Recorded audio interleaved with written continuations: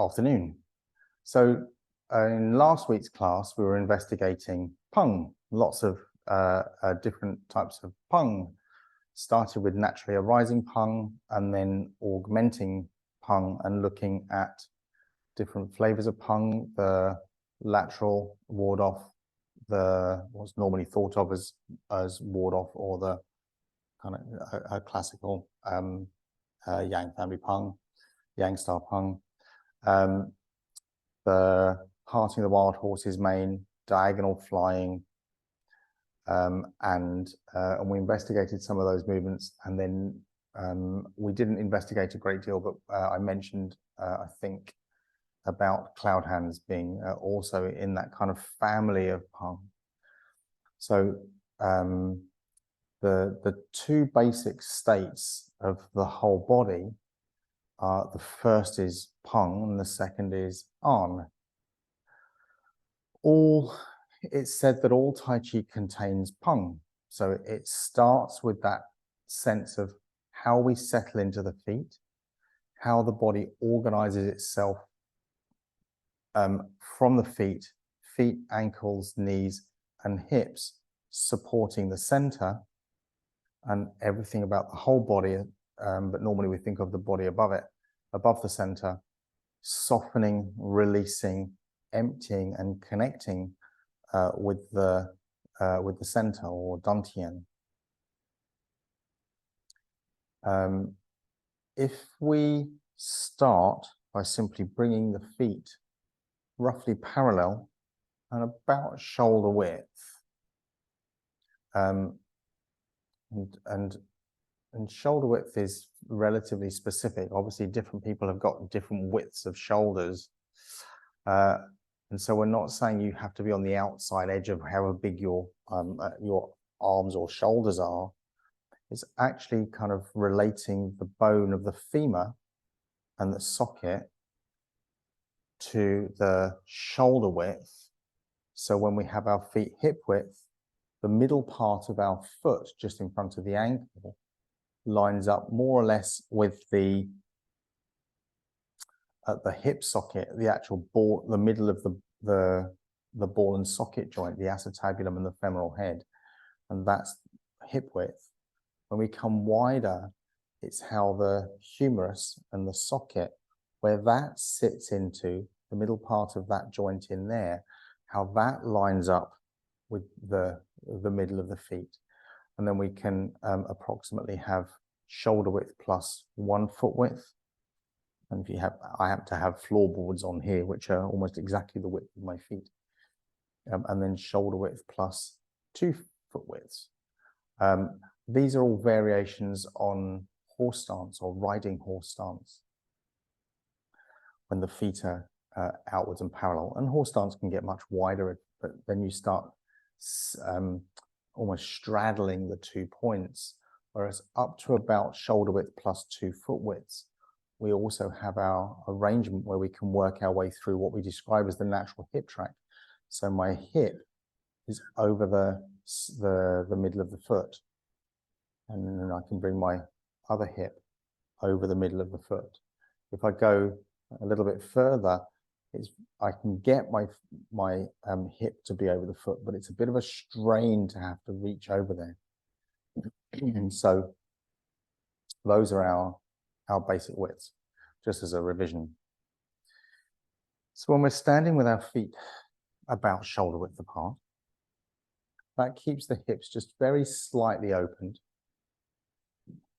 all the way around, including into the lower part of the lower back. We breathe, find our calm, and let the whole body learn to find the center.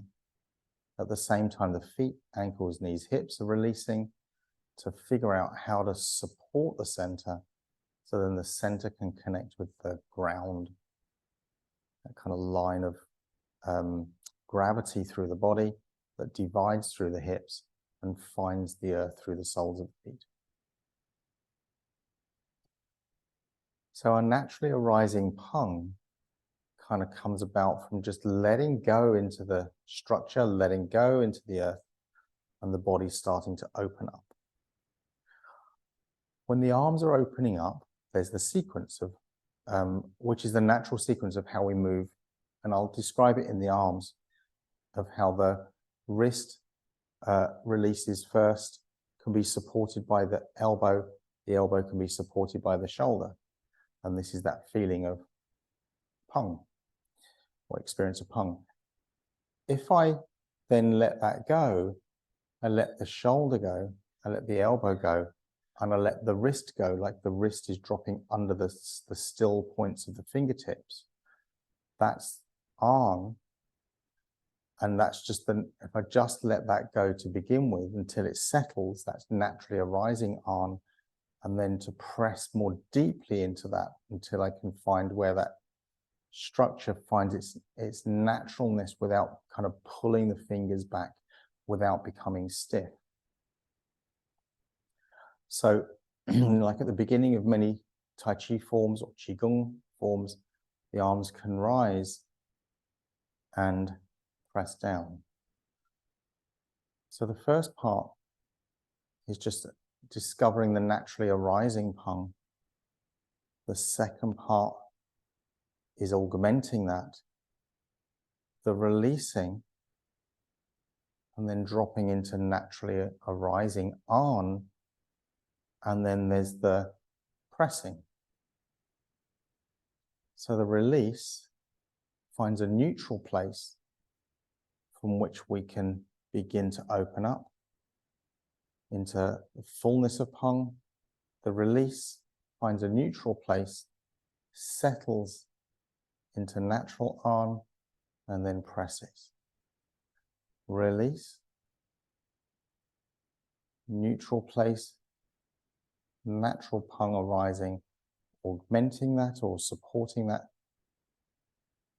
and then releasing, finding the neutral place, finding the natural an, and pressing out. And this is how we move around in our daily lives.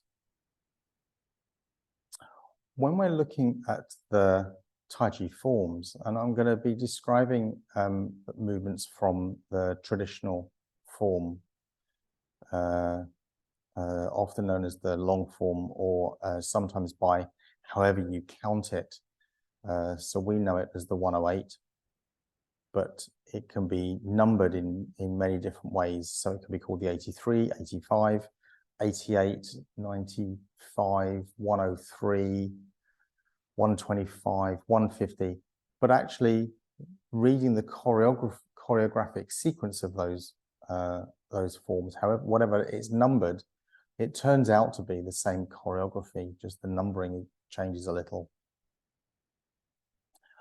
So when we step forwards in a forward stance and press the two hands forwards together, this is now the posture of an.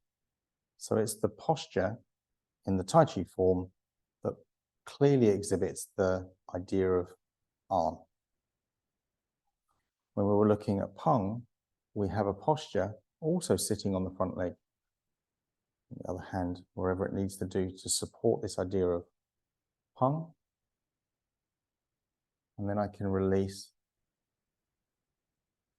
and support the idea of an.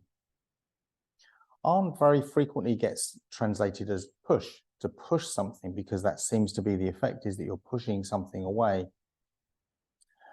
But it can just as easily be thought of pressing into something or pressuring into something. And so I'll often describe it as pressuring, or sometimes even pressing, but there are some complications in the translation into English. So just sitting back and finding that an.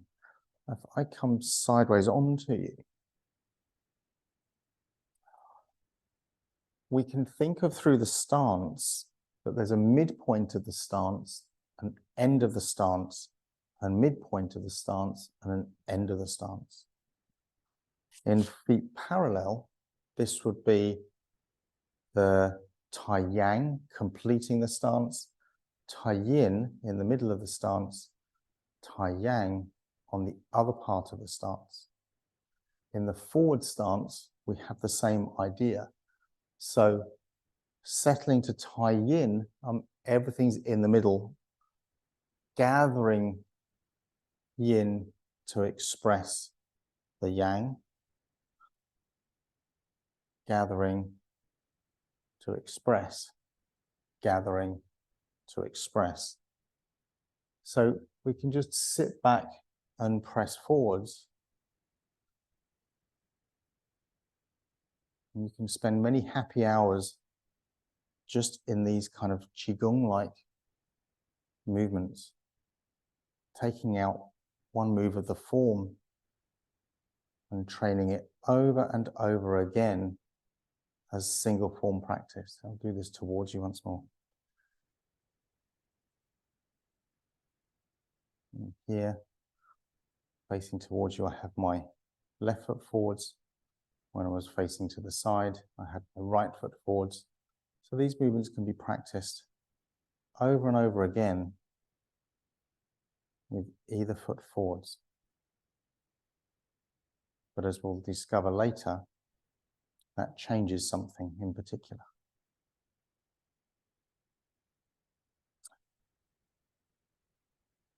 When we're doing this, this movement and final posture of An, or pressuring into something, my hands are in this kind of mid-level.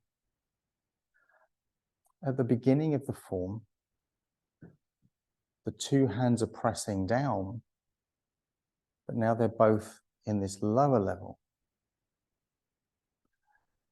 If I press forwards, but put one hand down in the lower level, I end up with a brush knee and twister. And so this and this are both variations on pressing. Here, my right hand in this case is pressing down, my left hand pressing forwards. And you can see that my left hand isn't up at face height. The camera is more or less in level with me. My fingertips are roughly level with the tops of my shoulders. It doesn't need to be too specific. If it comes up, it tends to tense around the shoulder.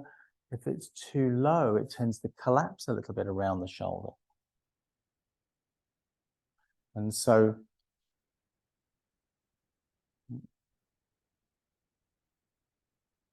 depending on how much room you happen to have, you can do this as a walking exercise.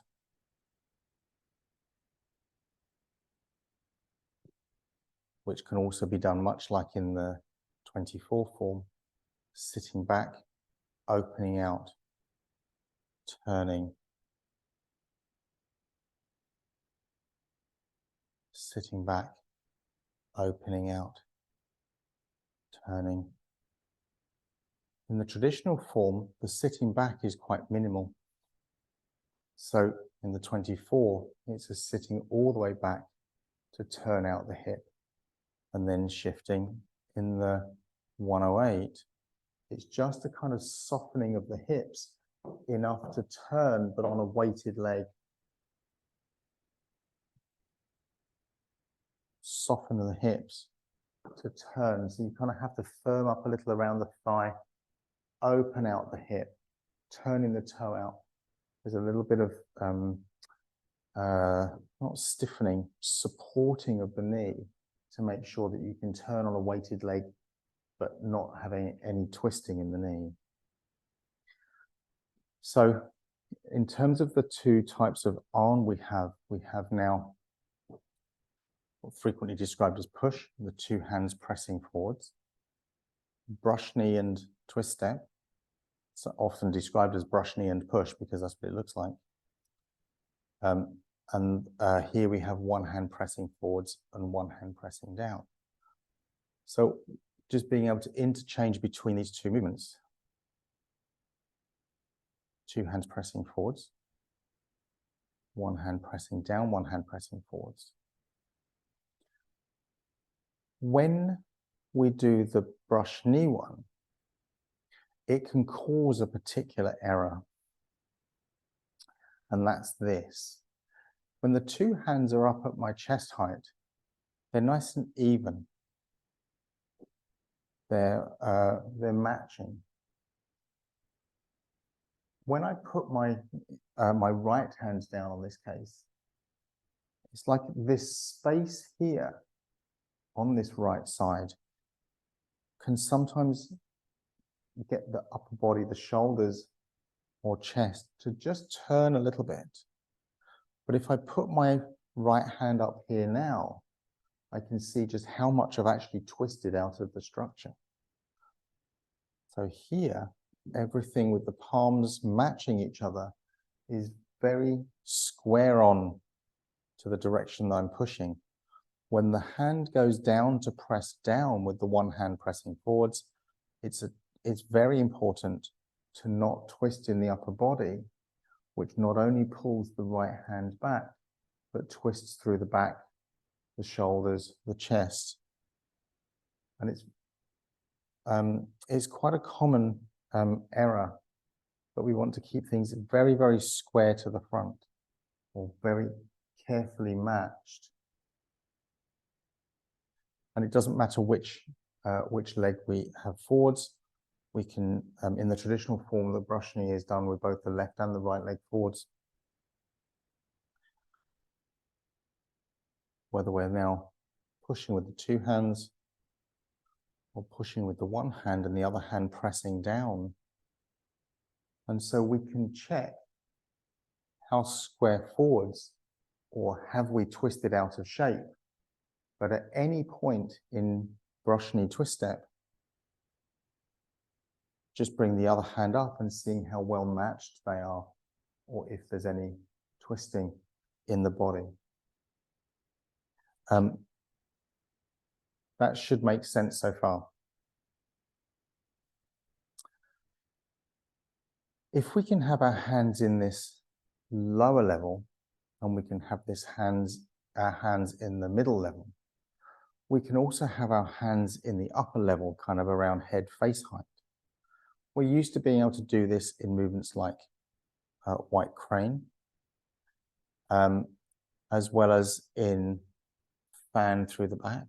So these are other movements of the form. But the one that relates most to the family of arm or push, the two hands pressing forwards, one hand pressing down, but that other hand could also be pressing up. So the shoulder stays down, so the shoulders are level. And I should just be able to interchange the height of that hand. I also want to make sure I'm comfortable behind the hand. So when we're pushing the two hands forwards, I can get a kind of comfort, pressing out of the ground, settling in the hips to support the center, everything, the arms connecting back into the center, whole body pressing out.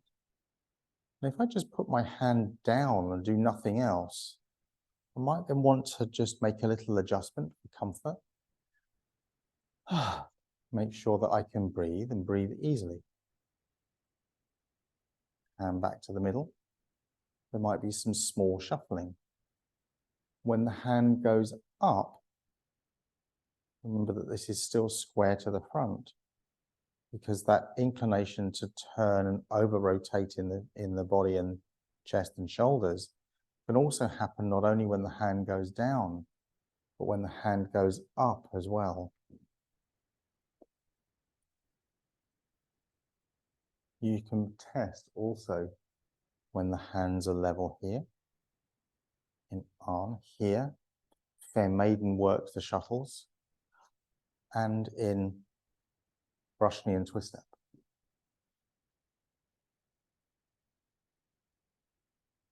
Brush knee twist, arm, Fair Maiden works the shuttles.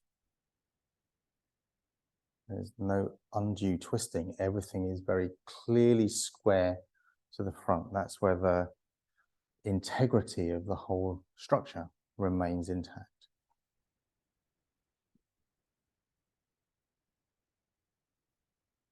on, brush knee twist. Fair maiden works the shuttles.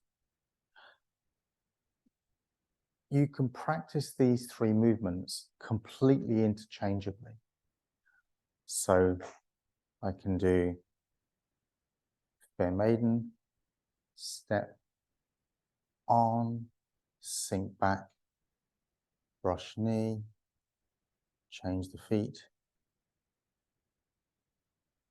fair maiden, sink back, brush knee, change the feet.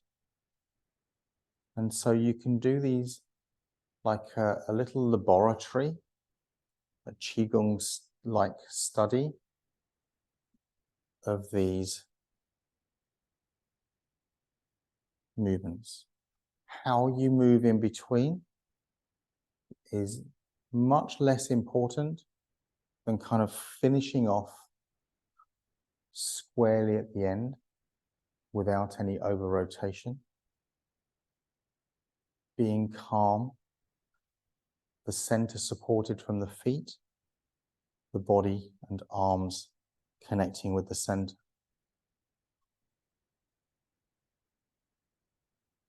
And so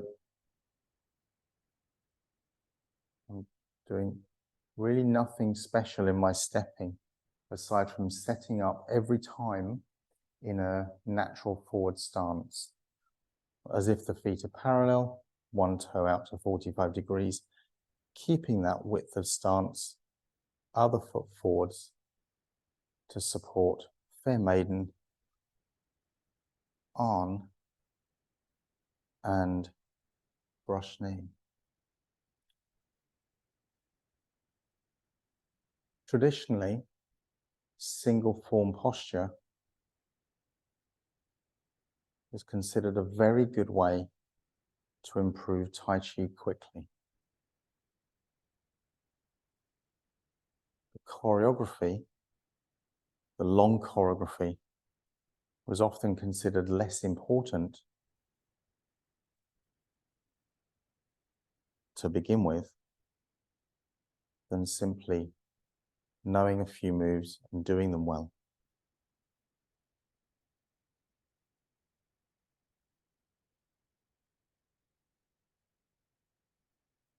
And so you can flow through these postures. How we get in the transitions from one of them to the other, not so important. Simply setting up the feet, getting ready for the one you want to do, and then accomplishing that. Setting up the feet, getting comfortable at the beginning for what you want to do, and then accomplishing that. Setting up the feet, getting comfortable for the one you want to do, and then accomplishing that. And repeating that process 50 times, 100 times, 1,000 times. Not all necessarily before breakfast, but just continuing that way. So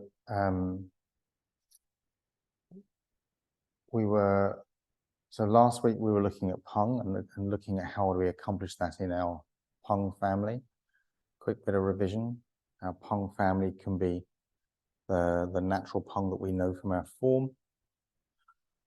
We can also understand how parting the wild horse's mane is a version of Pung. Diagonal flying or slantly flying is a version of Pung. The ward off left with the waist turning inwards is a variation on Pung. Cloud hands is a variation on Pung, particularly with the stepping, but the stepping can go in both directions. And in the traditional form, it lands heel first, although in the modern forms, it lands toe first.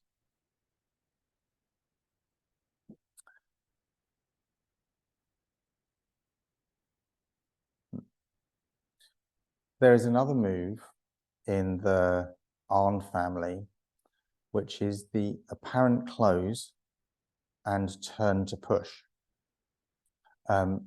Sometimes we'll just shorthand that as to wipe off. So we'll describe it as the wipe off. And it really means this feeling of, come a little bit closer, turning normally in the waist to bring one hand near the elbow and then relaxing the waist and then continuing from there, like wiping something off the forearm. This movement has a lot of relevance when it comes to the Arn family. It's used a lot when we're doing the apparent close and turn to push, as well as the fair maidens in particular, where that hand makes this transition. In the fair maidens, the movement is quite vertical. It's going upwards and then relaxes into fair maiden. In the apparent close, this is the movement that happens after the punch. So when we've done ban lan shui, trample step, parry, and thump, so here when I'm facing towards you, this is my right hand. I'm turning my waist to my left whilst leaving my left hand more or less where it is. Then the wrists cross and I'm still on the front leg. Then I relax the hips away from my left hand. Turn the waist, relax the waist and hips settling to the center, preparing to do the push. And in the form, this is done with the left leg forwards, whereas the Penglu Ji An sequence is done with the right leg forwards. And we'll have a look at what difference that makes in a minute. So can you do with the left leg forwards, closing the hand, if this is like planting a flag, it just puts it there. I'm not like sawing wood with a saw. I'm just putting it into a place quite strongly. The left hand just rests to the inside, turning the waist, left hand under the elbow, releasing the waist, wrists cross, releasing the hips, hips and shoulders together carrying back, keeping the weight on the right leg, turn the waist and the face to look forwards, relax the waist and the hips, get behind the two hands and press out. The hands going out really relates to the feet connecting down. So let's do that again. The thump, keeping the weight on the left foot, the waist turns, waist releases, hips and waist carry back together. The waist turns and the face looks forwards. Relax, hips and waist, get behind the hands and press forward. What's perhaps not so easy to see on the camera is that when I've kind of done this wipe off and sat back with my hips, my whole body is oriented with my right toes to the corner. So when I turn, I'm turning towards you, the waist turning doesn't disturb the hips. So if I was turning on my ankles, twisting my knees and facing my hips towards you, aside from twisting the knees isn't a good thing, the pelvis stays sat down on the right leg facing the corner, and the turning is in the torso, through the spine, and the face looking forwards towards you. When I let this go, I let the waist go, and that will let the hips go too. So then I settle to the middle of the stance. From here, I can then continue driving forwards. The thump, the waist turning outward at the beginning of at the front of the stance, and releasing. Hips and waist carry back. So I'm really facing to the corner.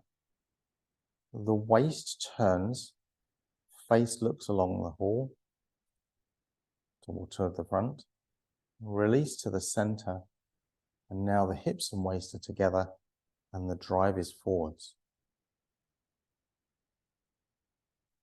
This turning of the waist, or the whole of what's happening inside this sequence, depicts the 5 phases of stance in traditional Tai Chi.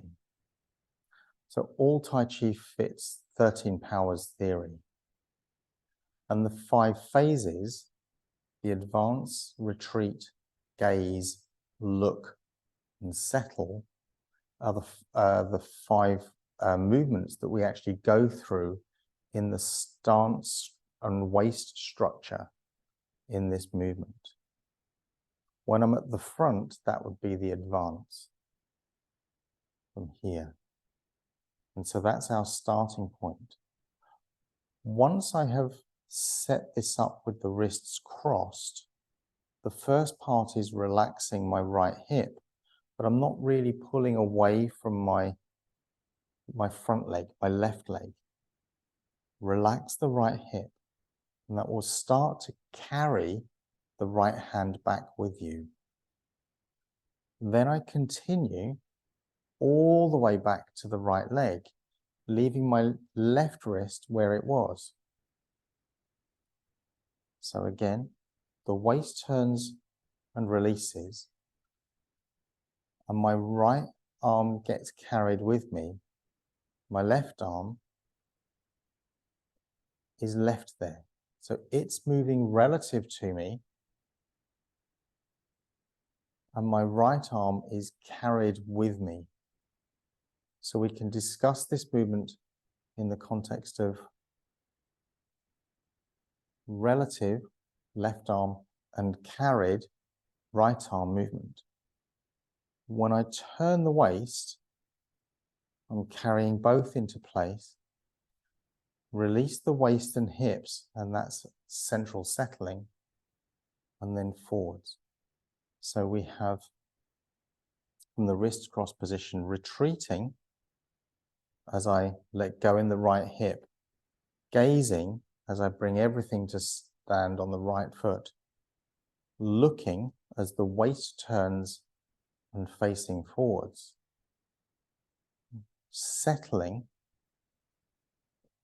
or zhongding, sometimes known as, normally translated central equilibrium, but it's this idea of settling to the center, the process of settling to the center. And then from there, advancing. These 5 phases: retreat, gaze, look, settle, advance, are described classically in traditional Tai Chi writings, and they often correlate with the 5 phases of metal, water, wood, fire, and earth also. So they're frequently written about in that context. So if you are reading and you discover the 5 phases and they start describing them with that kind of elemental description, it simply means this is what's going on inside the body from a structural movement point of view. How it's normally written down is as if the right foot is forwards.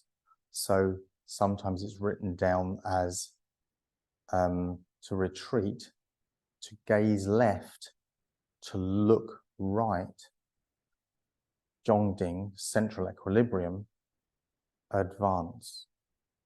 So the most traditional way that this is written down is mapped out with the right leg forwards. But interestingly, we don't do that in the Tai Chi form. We do it with the left leg forwards in the Tai Chi form. And this is the only place in the whole of the form where those 5 phases get mapped out in that sequence of retreat, gazing, looking, settling, advancing. Everywhere else, it's some parts of that or described in that context, but not in the fullness of those 5 phases in that sequence. That's only done in the context of the apparent close, turn, and push. Any questions? Or have you just got all that so far? You're doing fabulously well. Okay. So now in the Arn family, we have arguably the Peng and the Arn described at the beginning of most Tai Chi forms. So the 2 pressing down. We have Arn pressing the 2 hands together forwards, 1 pressing forwards, 1 pressing down in brush knee twist step, 1 pressing up, 1 pressing forwards. Fair Maiden works the shuttles. And I'm going to swap sides with my feet. And we have the thump, turn the waist, release the waist, and then we have the apparent close, turn, settle through the center, and push. In the first part of the traditional form, when we come to the Peng Lu Jian, where the right leg is forwards, there isn't a notable waist turn. So when we're coming, if we've come out of, facing towards you, we've come out of our ward off left, and I'm doing the Peng. Here is a waist turn to set up the Lu. Hips and shoulders are together. There's no turning of the upper body over the lower body. When this releases and turns into G, it's a hip release leading directly to the advance. Sometimes it can feel like if the hips aren't very loose around the sockets, that people want to involve the body a little bit. And that's not too bad structurally, but the worst thing is wanting to square the hips out to push forwards. That shouldn't be done. So from the Lu, as I release, I'm really releasing the hips to soften the shoulders, but carrying everything very squarely forwards. So this is like doing a hip track movement from the front to the back, to the front, to the back, without any particular difference in the alignment of the shoulders to the hips. The hips are just carrying the shoulders backwards and forwards. Peng, Lu. Just directly turns in there on the hips. G. Sinking back. On. And there's our arm, the first. If we miss out this one, it's the first kind of posture, notable posture of arm that turns up in the form. And then in the traditional form, we then turn, and then there's the few other moves, and then there's a sequence of which includes 5 brush knee twist steps, and then we have the apparent close and turn, There's quite a lot of the arm postures in the first section of the traditional form. We have to wait right until the end, into the third section of the traditional form, before we start finding our fair maiden works at shuttles. Does anybody have any questions so far? The 5 phases is fundamental and very important part of our Tai Chi form. The 5 phases represents a description of the movement of the stance where the center is always supported from the ground and the whole body is always connected through the center. Everything is mobile around the center. And it doesn't matter what the movement is. Everything is mobile around the center. Then, following on from last week's class, where we were discussing the movement of Peng, the quality and postures of Peng, there is one posture that directly connects the Peng and the An, and that one is Ji.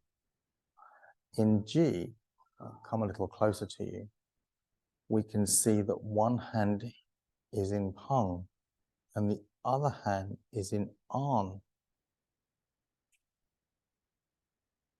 So I have, and here I've got my right leg forwards. So we have a Ji, a Peng, with the An squeezing inside of it. The An is the wrist sitting. Naturally, if it wasn't contained by the Peng, it would want to express further out. But this Peng has this supporting feeling on the outside, but it contains the feeling of this sitting wrist. If that wasn't there, this drives forwards. Because this is there, everything squeezes around this feeling of Ji. So the squeezing feeling, the posture of Ji, is in both the family of Peng and the family of An.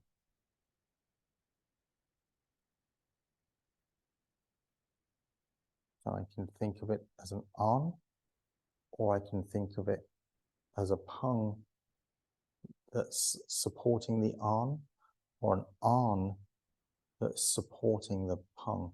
And it has the natural tendency of letting everything close around the midline and squeezing in. In more modern times, or for many, many years, the Peng Lu Ji An was translated as ward off, roll back, press and push. In more recent times, I've noticed that there's more and more people who are realizing that those descriptions, translations from the Chinese, don't always match particularly well. The Peng isn't about keeping things away, it's about how we receive and support. The Ji isn't about pressing away from us, it's about squeezing us into a small space. The Lu, that's not actually too bad an idea. That's kind of taking something and rolling it to the side. A good image for that one, if you ever seen lumberjack competitions, where you have a log floating in the water, and something on the surface of the log will, supported by the water, will just want to rotate as soon as there's any weight on it. So in lumberjack competitions, you have 2 people and they're kind of shuffling their feet, trying to be the last one that falls into the water. Sometimes I've seen, if you have a bowl with a lemon floating in it, a lemon will just about float in a bowl of water. And you can't even put a 5p piece on it without providing an instability. So the lemon will roll over and the coin will fall into the water. You're welcome to try that one. It's this sense of something that's supported but so free in its ability to rotate. Any weight on the outside will roll it over. If we put that up vertically, then Lu, or rolling, has that feeling of taking any pressure coming in and letting it roll around us. We become the thing the log that rolls. But instead of rolling in this kind of horizontal plane, we put ourselves upwards and we roll in the vertical axis. So Lu is okay actually as rolling, normally translated as rollback. Ji, squeezing, and then An, which always has the effect of pushing outwards, but really you're pushing outwards because you're also connecting down into the ground through the center, and it's expressing.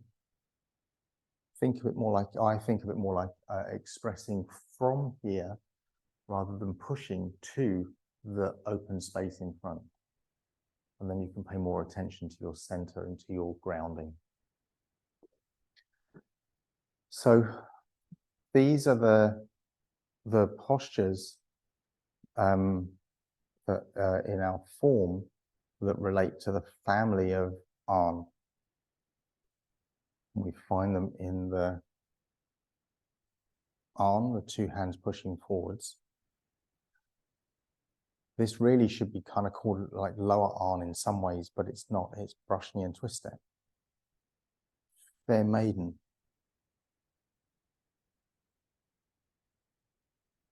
Apparent close. Turn and push. And G, which I can then use to transform to the feeling of Pung, which I can then use to continue the investigation of Pung, diagonal flying, part the wild horse's mane, ward off left or lateral Pung. Pung, G, brush knee twister, apparent close, turn and push, fair maiden. See how this kind of wiping off can go quite vertically. If you're to repeat fair maiden, this vertical dimension too. Fair maiden is a lovely loop to get into.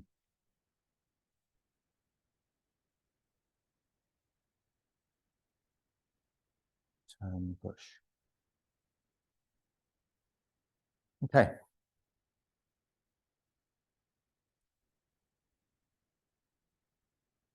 Anybody have any questions? That's the family of Pung, the family of An, including G, which can be done on both the left and right arm, depending on which leg you've got forwards. You can also do it across the body.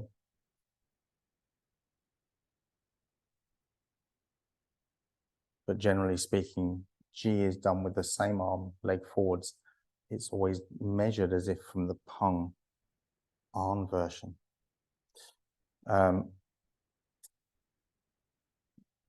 That's probably quite a lot of knowledge, information. Require lots of good homework. But it's easy to practice. Single form practice is easy to do. You haven't got to worry about choreography. You haven't got to worry about getting it right. You simply get more experience. And no matter whether you think it's good, bad, or indifferent, you just get a lot more experience of it. And a little bit at a time, your experience that gives you more things to learn from you, what you're up to, and then you get understanding from that.